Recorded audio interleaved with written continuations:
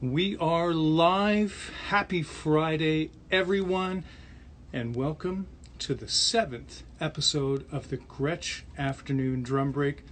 I am your host, Mr. Neil LaFortune.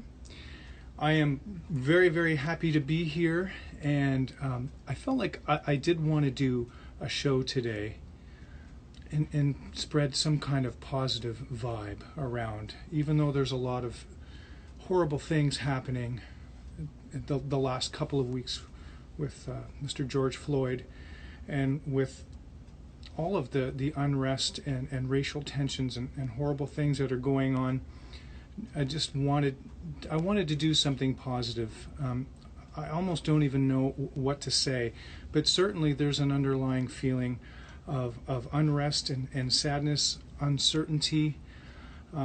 And I wanted to bring something positive and continue doing the show today, and hopefully brightening your lives, and it certainly brightens mine doing the show. I really look forward to this. This is where I am very fortunate to be able to interview fellow Gretsch drum endorsers from different parts of the globe. It initially started off as Canadian drum endorsers, thinking that we were probably going to be off for a period of maybe 6-8 weeks or so, and then we'd be back to normal and people wouldn't have time to do this. But this has turned into something that is a global experience. And I see that Lucas von Gretsch has joined. He's my man over in Denmark, and Fred Gretsch's nephew.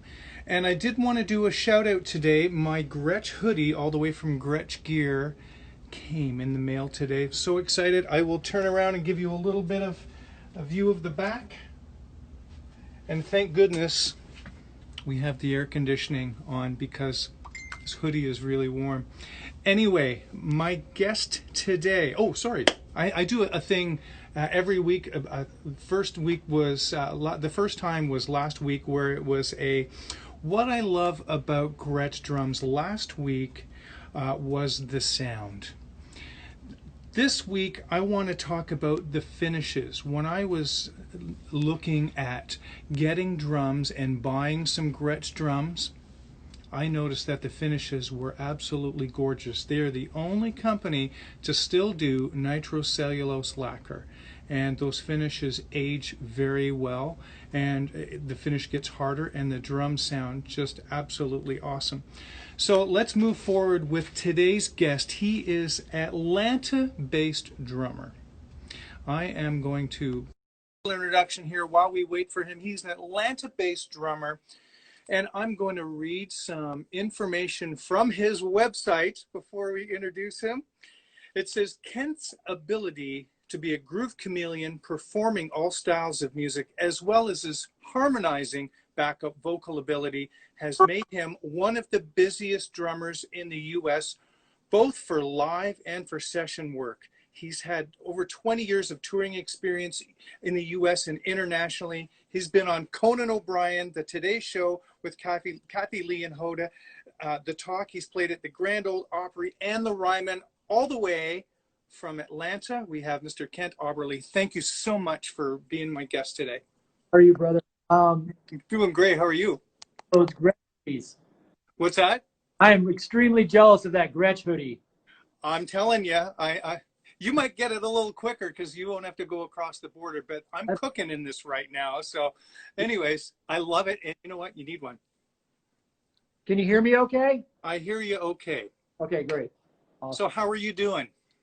Man, I'm doing good. You know, it's I'm not gonna lie to you. I heard your intro, and I too am I'm really happy to be a drummer right now, knowing that, you know, we can escape from the craziness that's going on and get to our instrument and perform on it, and be able to talk something else besides what's going on, you know, because it's obviously on everybody's mind. It's in everybody's face.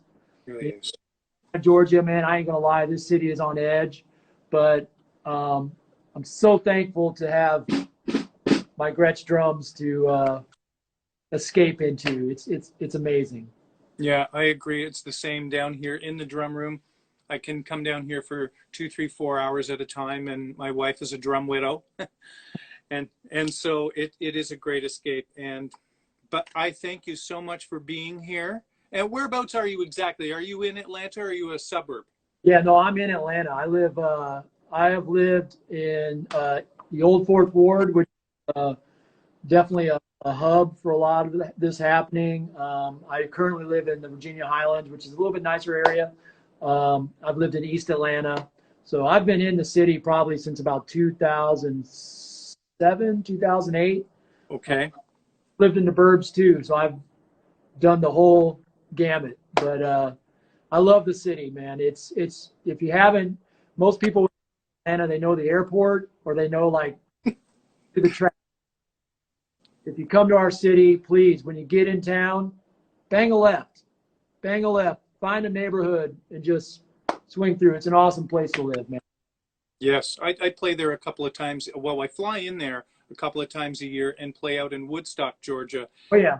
And Atlanta is amazing. We found the most incredible breakfast place in Atlanta, and we go to that. It doesn't matter where we're staying. We'll drive 25 minutes to have breakfast at this place. It's absolutely phenomenal. Home. I'm sorry? Is it home by chance? I don't think so. I'll have to have a look at the name on my phone because I know I kept it just for future reference. So. Right on. Anyways, I wanted to start off with, I wanted to get some background. When did things begin for you musically? Wow. Well, I started playing drums when I was about 6 or 7. Like my parents, my mom basically sang in church. Mom and dad always stood up and sang loud in church. But there wasn't really musical instruments. They didn't play instruments, but my sister Julie played piano. My brother Dave was very much an audiophile. Like he's the one who's turned me on to vinyl and stuff over my life, and he's the one who was my inspiration towards learning about roll. So there was always music in my house, but I guess when I was about 5 or 6 years old, my mom instantly put me into piano lessons. Good. And we're talking about the late 70s. So I think there was an element of the idea of not only instilling the love for music in me, but if you took piano lessons in the late 70s, there was definitely an element of discipline that was initiated also. So I think that had a lot to do with it, and it really taught me accountability. It taught me the importance of practice.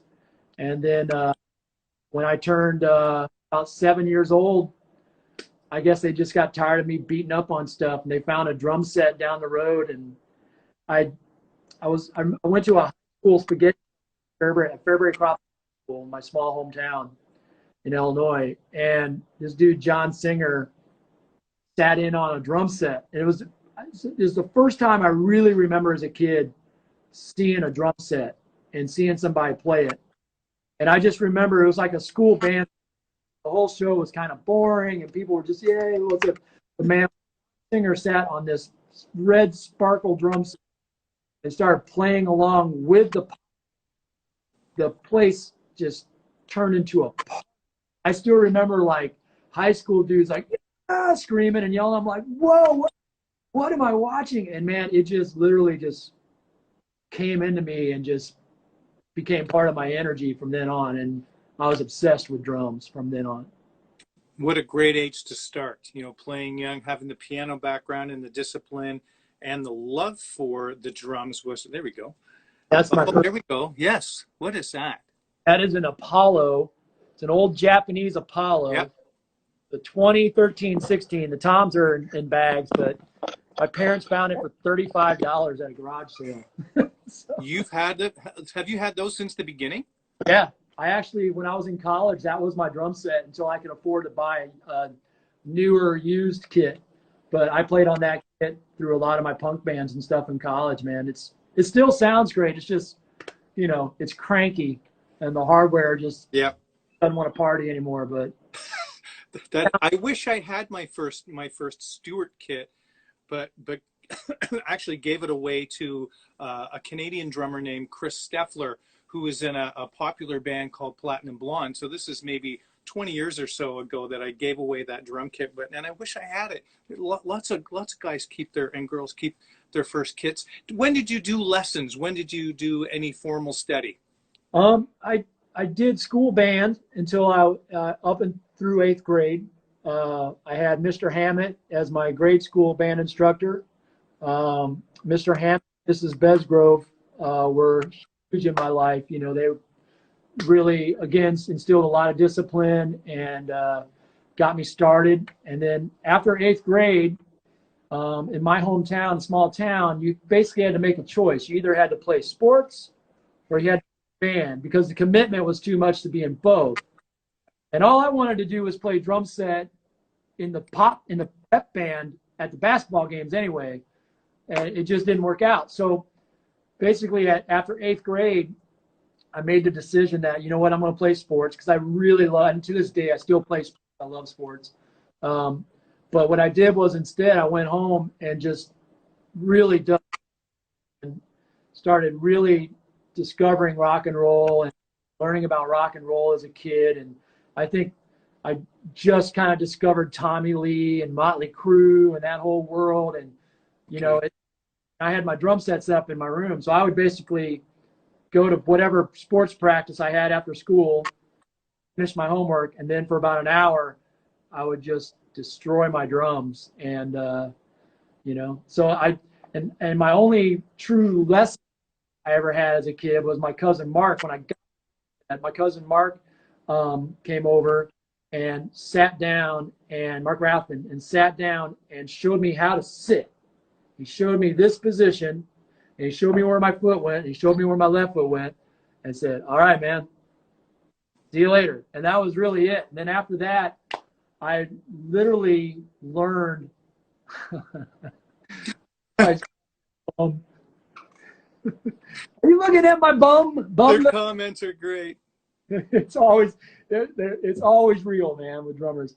But after that, you know, honestly, man, I was taught by MTV.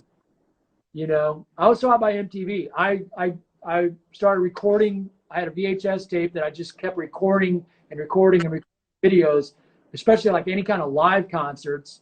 I mean, I learned how to spin a drumstick like this from the Dockin' In My Dreams video, where it was the In My Dreams video. It's pouring down, and Wild Mick Brown is spinning a drumstick, very slow motion with rain on him, and I sat there as a kid just going, "What's he doing?" So it's everything I was taught as a child was really from MTV, growing up watching videos and just diving in. Modern Drummer magazine, all the different magazines as a kid. Yeah. You know, honestly, man, just going home every night and beating the crap out of my drums until I either went deaf or my hands bled, whichever, until or both.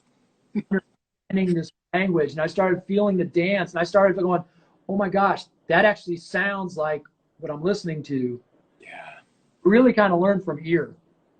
That's amazing. When did you learn to read? Was that like when you were in public school in those early grades? Yeah, so I learned how to read. When I left school band in 8th grade, I could read really well.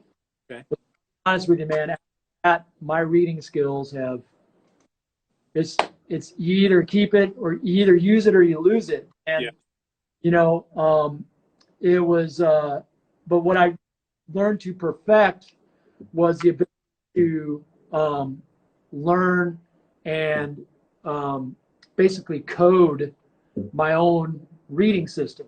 You know, if somebody sends me a 45-minute set the night before a show, I know I'll be ready. You know, now whether that's writing out charts or whatever, you know, it doesn't matter. I guess my whole theory was that I learned how to speak really well before I learned how, you know. Very cool. Yeah. Speaking has always just been easier for me.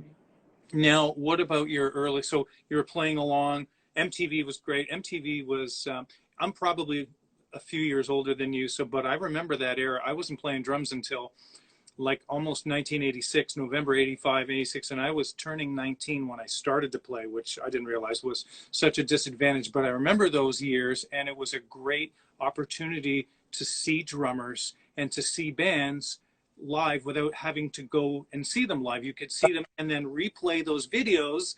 I would watch the Big Money, the Rush video, and watch Neil and pause it behind that. I know, and his ponytail and the spin it, all that stuff. And I'm like, what kind of heads? And thank God for Modern Drummer Mag, right? Yeah, me and my buddies would sit up on Friday nights and crush Doritos and Mountain Dew, make it to 10:30 or 11:30 at night so we could watch Friday night videos, which that's really showing my age. That's like pre-MTV when it was like, oh my God, you know?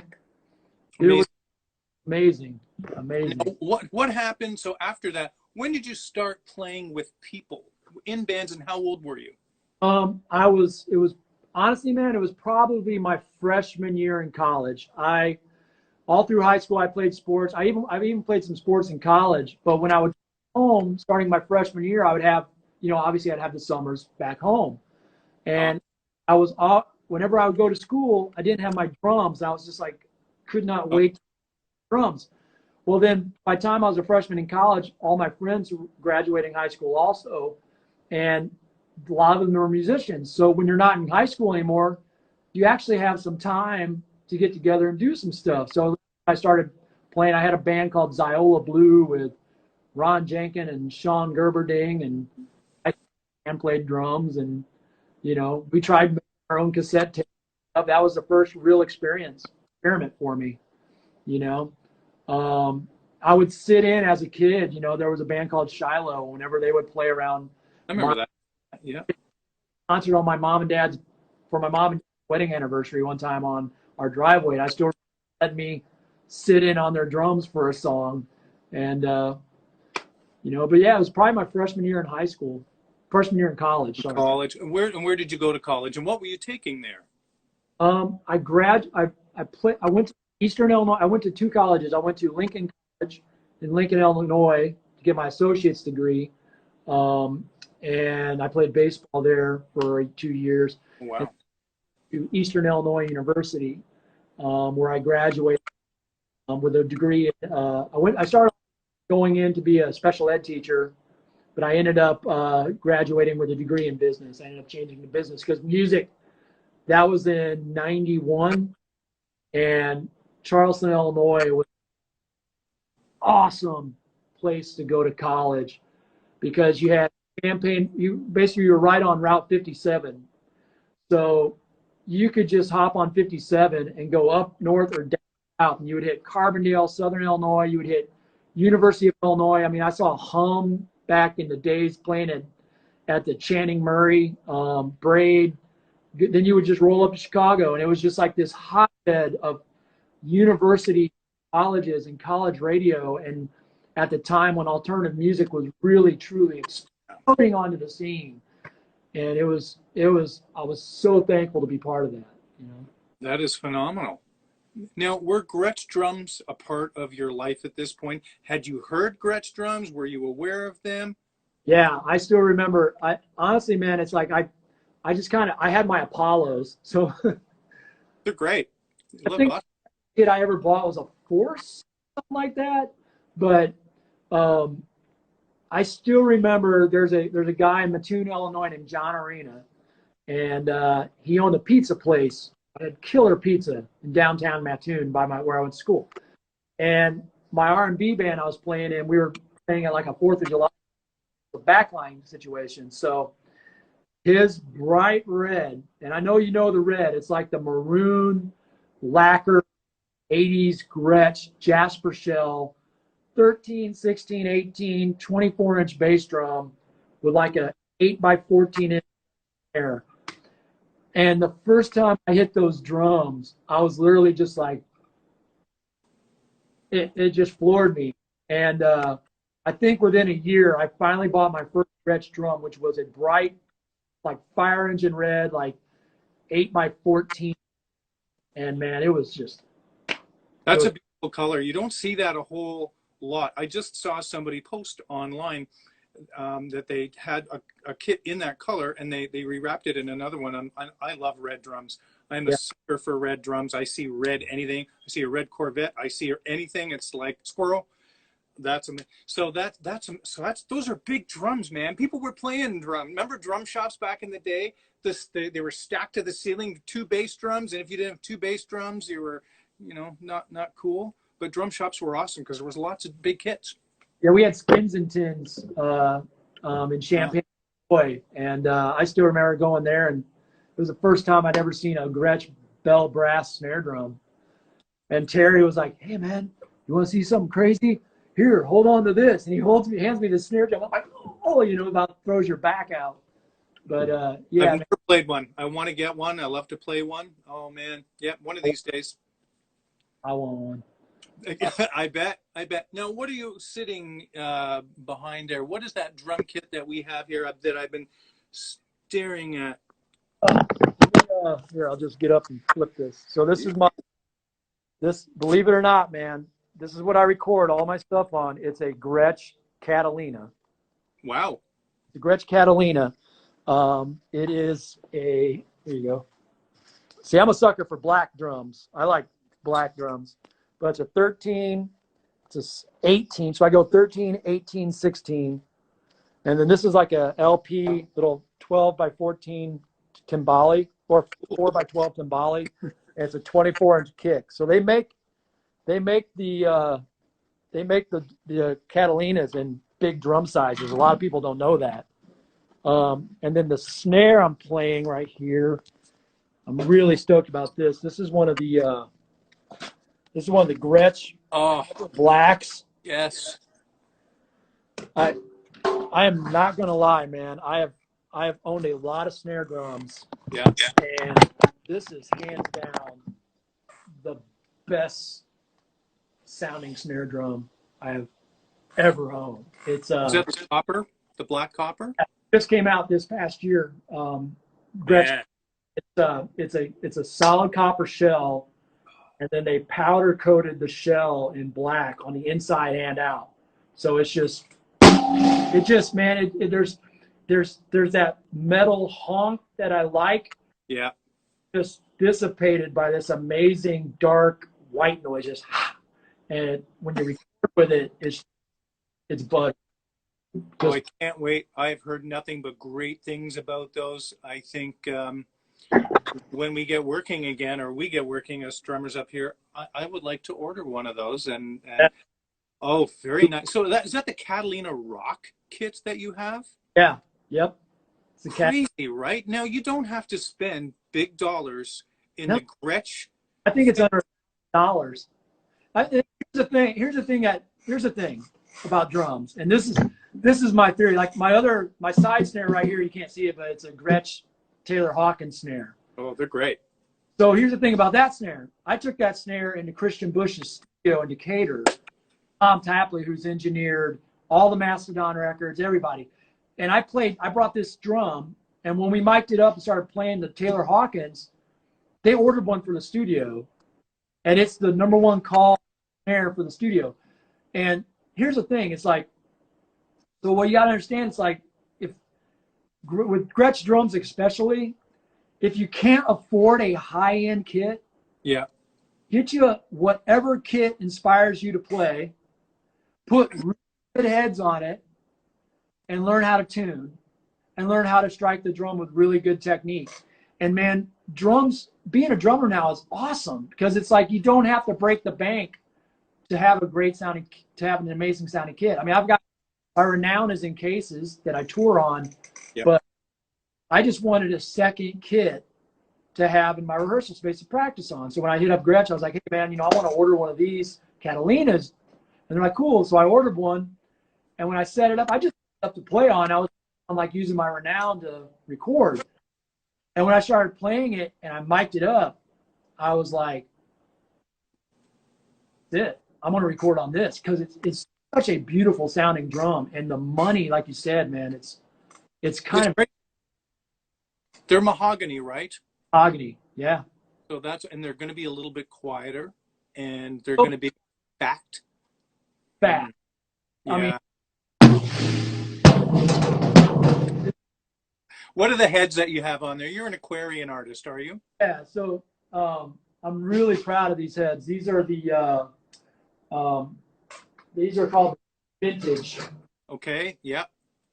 Ah, yeah. I actually, the thing I'm proud about was is um, a long time ago, I had a really heavy like progressive blues band. I love the modern vintage heads. I love the way they were super dark, and I loved them. And so I put modern vintages on the bottom of my toms, and I was like, oh my god, these sound incredible. But they didn't have modern vintage two ply for the tops. I Okay. demanded on the tops. Um, and so I had them make me some. And I guess it was about 2012 when I opened up a drum shop called ATL Drum Collective for a while in Atlanta, which is gone, but I went on tour. But A lit. when when Roy reached out, Roy Burns from Aquarian, he goes, man, you know, you've been doing a lot of cool stuff. We see what you're doing. What should we do? I hit him up. I said, dude, you remember those two-ply vintage heads? Let's put them out. We came out with the modern vintage two and the deep vintage two, and it was really the last project I got to work on with Roy on a daily basis over the phone and see it come to fruition. And every single person I know that's bought some of these, that's it. That's the only head I'll ever play. So Amazing. I have the Aquarians, the Super Kicks on my Renown, and I'm borrowing my friend's Brooklyn kit here, 22 by 18 Brooklyn kit. And I'm telling you, this bass drum is ridiculous.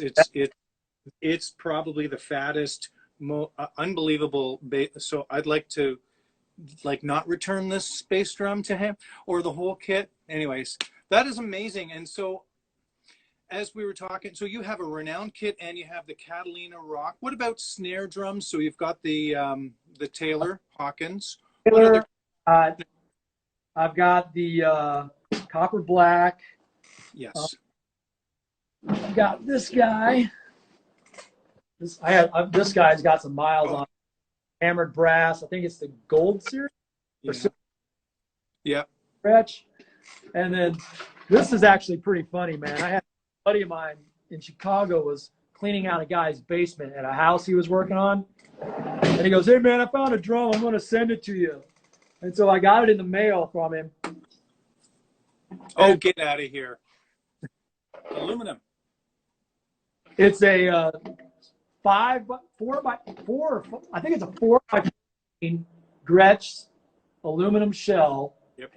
Got 6 lugs. Yep. Hoops. French hoops.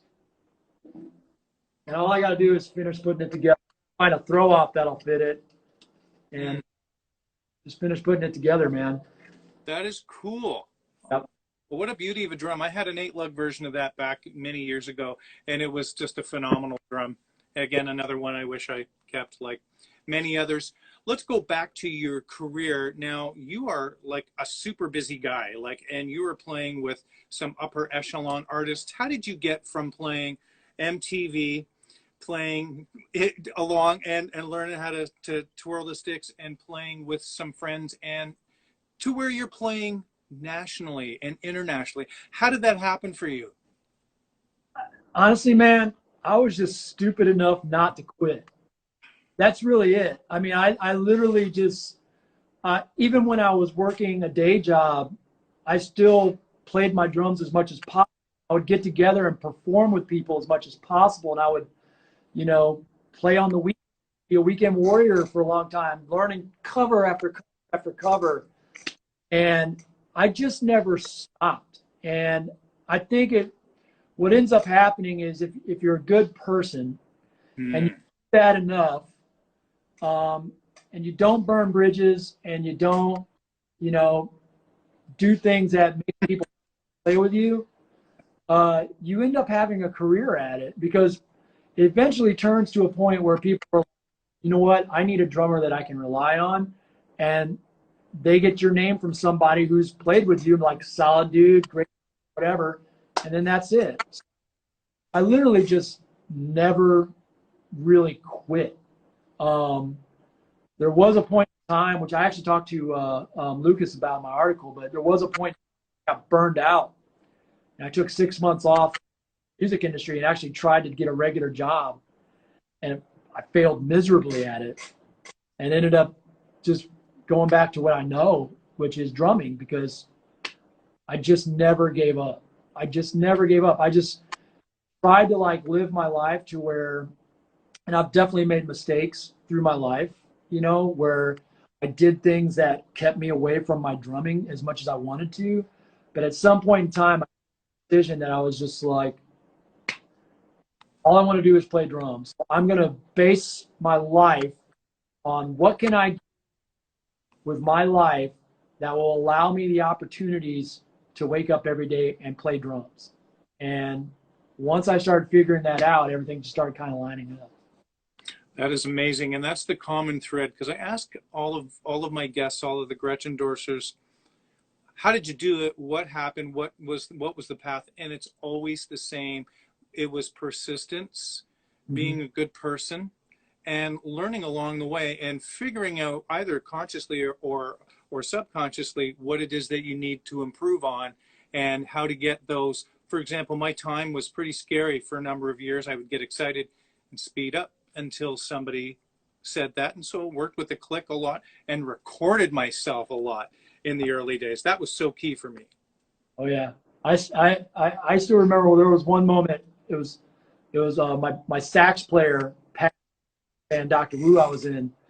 I was just kind of joined the band a few years before. And I was coming from the punk world, alternative rock world, and learning how to play like Ides of March and James Brown. So my idea of funk growing up where I grew up was Chad Smith and the Chili Peppers.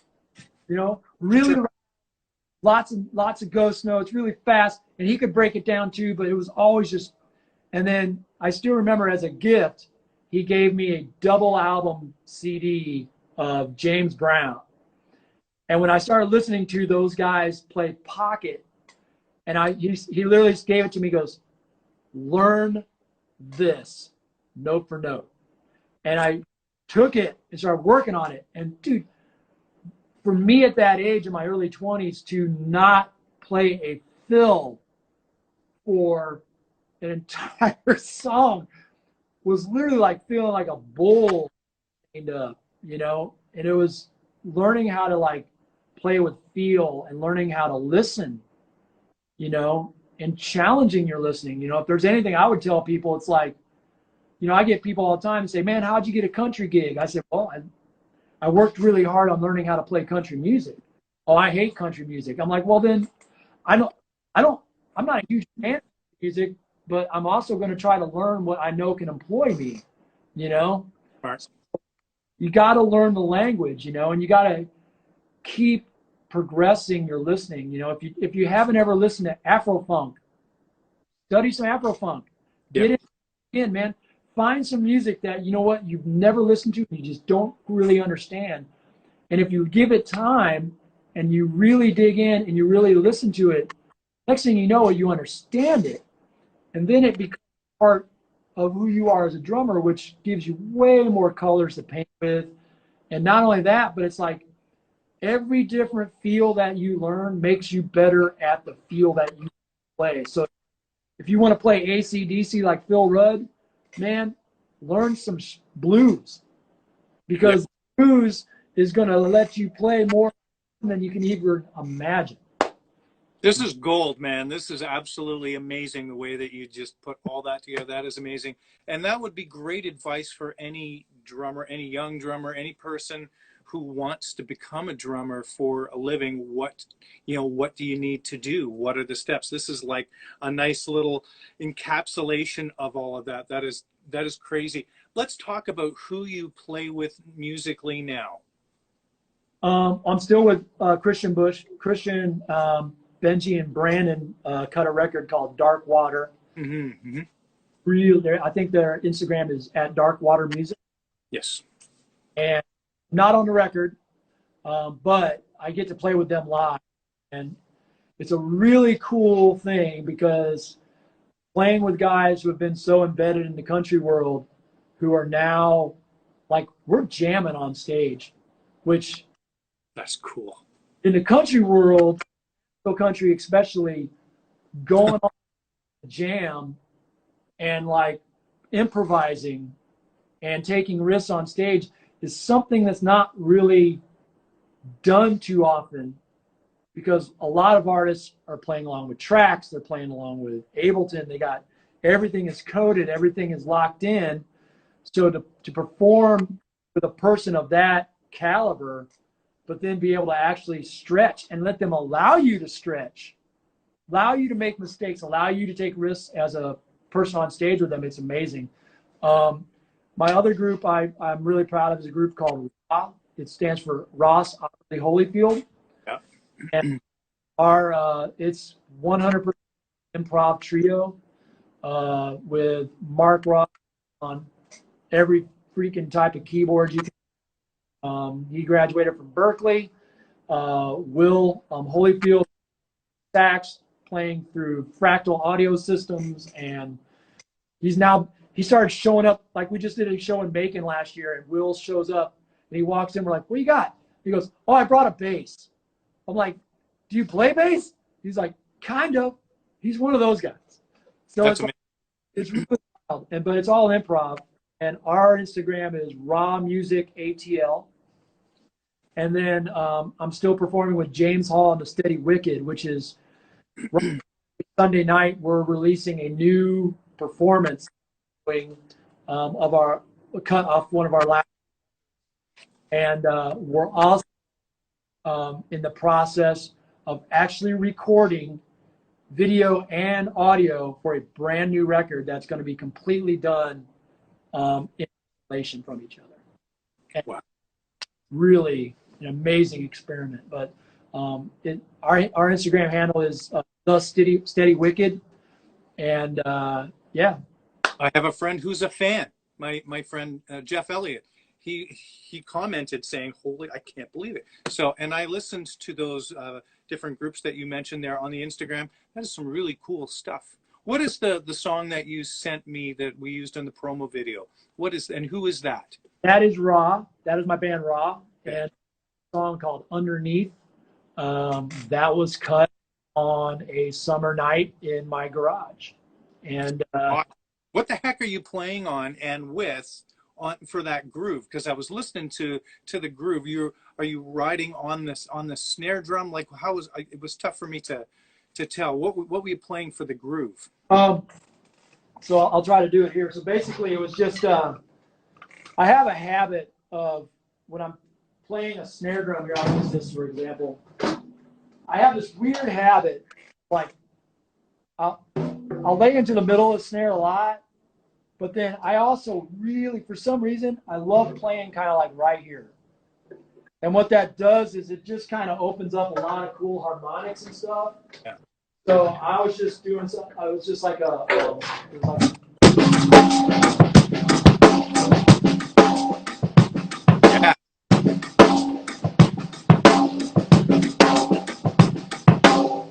you know.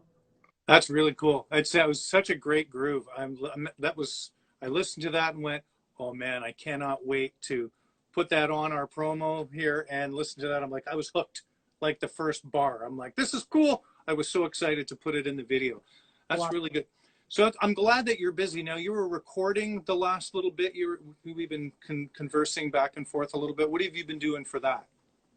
So every week, I try to get to my space at least once a week for 5-6 hours. And this week I recorded 2 new songs for James Hall, along with a song off our record, which will be out not this coming Sunday, but the one I recorded this week. So we're always like a week ahead. So this week, Right. the song will come out like a week from now.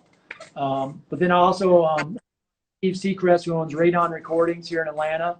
Amazing guy, lives in Cabbagetown, super cool dude.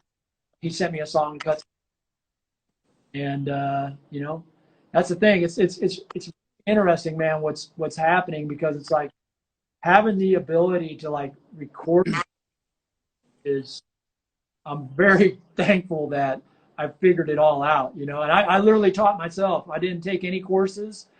I bought a Mac and I got Pro Tools in there, and if I couldn't figure something out, I YouTubed it. Yeah. Yeah. So, I have a question here. It says, what preparations do you make before going into a session? well, it kind of depends on the session. You know, there's definitely the thing I try to put into my head is one, I try not to over listen to a song before I go in. Because sometimes what I find is like if I start listening to a song too much, it's that balance between having it be an improvisational situation and a studied situation. And if I study it too much, then my brain starts going, well, what should I play here? Oh, yeah. What does my heart feel when I play that, you know? And I start analyzing it.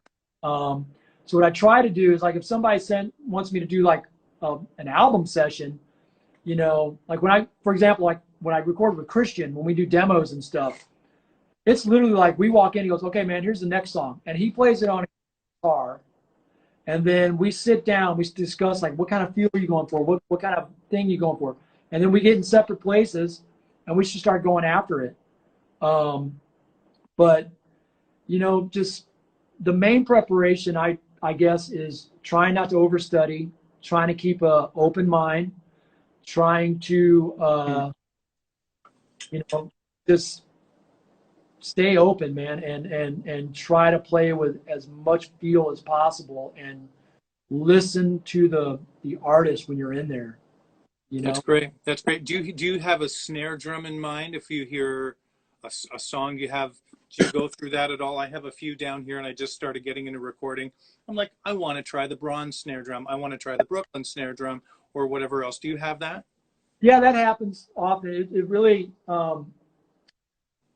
honestly, man, for me anymore, it's between the Taylor Hawkins and the Gretsch Black Copper. I have a wood snare too. I have a maple renowned snare. But my recording, it's literally between one of these two drums, you know? It's like if I go in with Tom Tapley, I don't even need to bring in another drum. I just need to bring in my Taylor Hawkins. He's just like, did you bring that drum? Yes, good, awesome. That's amazing. Now, I know some people think that Gretsch drums, because they've been made almost the same way for 60 plus years, that they might be an old school drum or sound. Do you find that they are applicable in a modern setting? Oh, absolutely. You know, because here's the thing. It's like the way you tune a drum and the head you put on a drum really are going to define the reaction that drum makes. So obviously I've got 20 ply, two ply, 20 of vintage coated Aquarian heads with vintage coated on the bottom. So my drums are going to be super dark. They're going to be a little bit quieter, a lot of low end, not a lot of highs. But I'm telling you, if I put a response 2 clear with a classic clear on the bottom of these things, they'll sound like freaking Smashing Pumpkins or, you know, Helmet if I want them to. They're versatile, very versatile drums, right? They work for everything. That's really good to hear, and know that, because Yeah. sometimes people are like, well, it's a specific sound. Maybe the USA Customs with the die cast and things have, but you know what? You change a drum head, as you said, and tune differently. Here's what you got to know. Vinny Colaiuta, who's a Gretsch artist, in 1 year, played on and toured with Faith Hill, played on a record and toured with Faith Hill, played and toured on a record with Sting, played and toured on a record with Jeff Beck, and played on a Megadeth record. That's crazy. And all Gretsch drums. So it's like, it's like the drums are extremely important. But, you know, I tell people all the time living in Atlanta when I work at a music store, you know, guys come in and they say, man, which drum set do you think is the best sounding drum set? And I was like, what? if Sonny Emery was to walk in here right now and start playing, he would make them all sound ridiculously good. Yes. Focus on getting what you can get and making great things with what you can do with it, you know. But the Gretsch drums for me, you know, when I really truly was all in on Gretsch was with another drum company for about a year, and it was when I performed on the Today Show with Kathy Lee and Hoda. And this drum company, who's a major brand, I'm not going to say their name, but they had an office with warehouse, hour and a half outside of New York, and I could not get them to bring me a drum set to play on Kathy Lee and Hoda. I had to find a rental. Their brand was not known for having backline, so I really struggled. I was like, this is crazy. So I said, I am not going to, I was on tour, and I told our tour man, for 1 year, I am not going to have a drum endorsement. I'm going to have my cymbals, I'm going to have my sticks, I'm going to have my heads. I'm not going to have drums, I'm not going to have hardware. Here's what I need. I need this drum set, these sizes, this many cymbal stands. I don't care what. And I'm telling you, man, the Gretsch Renown and the Gretsch New Classics smoked every. Yeah. I'm talking DW, Pearl, Tama, Ludwig, Sonor, Tama, Truth. I literally, for an entire year, I played every drum set, Pacific. I played every drum set, every brand, every model, high end, low end, you name it. The Gretsch Renown and the Gretsch New Classic smoked every single one of them, hands down. Every time one of those drum kits showed up, I was like, "Oh, this is easy." You know, you can get a great sound. Same.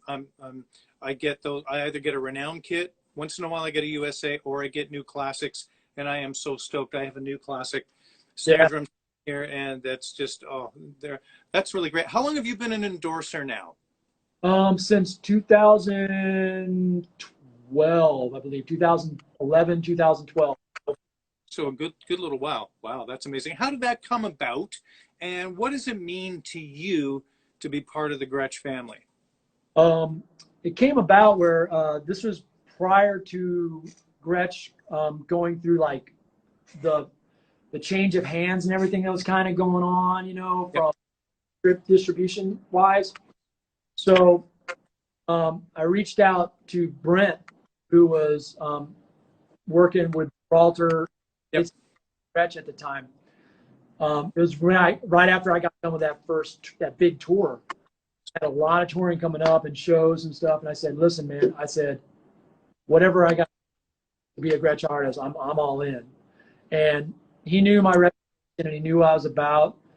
It didn't help that I worked in music and like tell people, "Hey, man, you know, I really recommend you buy this," you know. But it just kind of developed from there. But to be part of the Gretsch family, man, is like, it's unbelievable. It really is truly unbelievable because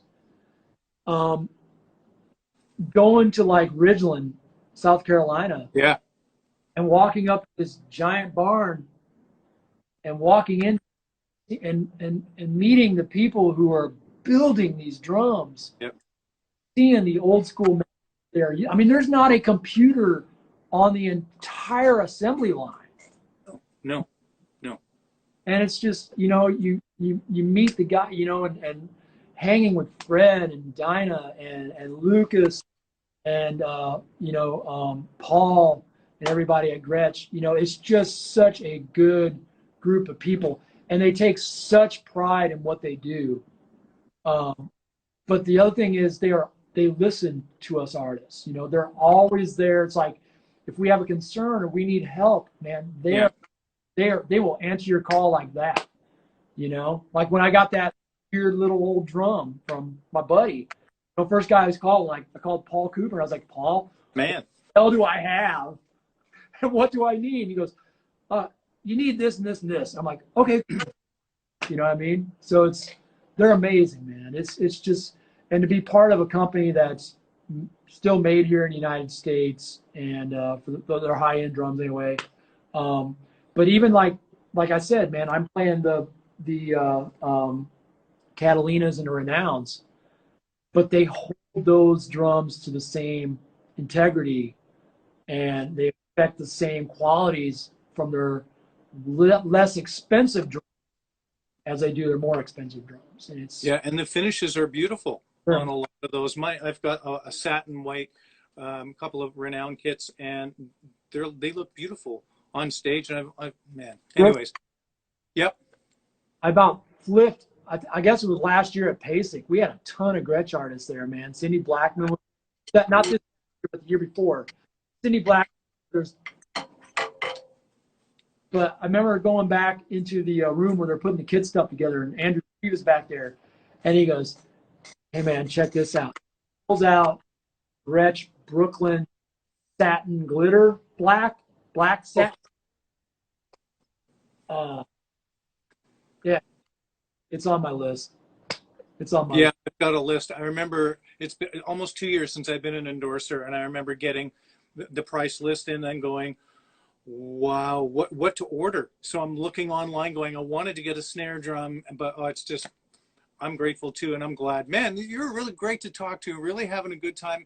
You're the reason that I actually endorse Dream Cymbals as well, because I watched all your videos, and if anybody is looking for a great cymbal, Dream Cymbals are amazing, and Kent's videos are phenomenal because you'll play the same groove, but through the different series, and they're amazing. I've done some recording with them at home here and played a lot live with Aberle Revisited, and they're killer. So thank you for that. Oh, my pleasure, man. Yeah, they're amazing, man. You know, it's another great company, Canadian company. You know, it's amazing to be part of that team, man. I mean, it's the same thing as with drums for me, man. It's just there comes a point when drummers should not have to choose between rent and a cymbal that inspires us. That is great. And recycling program too. So we're getting ready. We're really pushing our recycling program, which if people aren't aware of that, do you care if I explain that real quick? Go ahead. Yep. So drummers, check this out. The Dream recycling program goes like this. If you got a broken cymbal, you can take your broken cymbal to a Dreams dealership. Dreams, a dealer, any music store carries Dream. And you can trade that broken cymbal in at $1 an inch towards a new Dream cymbal. So if you've got two 20-inch crashes, that's $40 that you can put towards a new Dream cymbal. And if you ever price out new Dream cymbals, $40 towards a cymbal, man. Yeah. Cymbals under $140, $150. Yep. You know, it's an amazing. I think the record. My buddy Steve at Trading Musician in Seattle, I think he has the record, and it was not.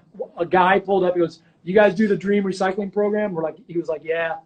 And this dude rolled up in a van, and he pulled out 2 giant rolling trunks full of broken chinas, and it ended up being $980,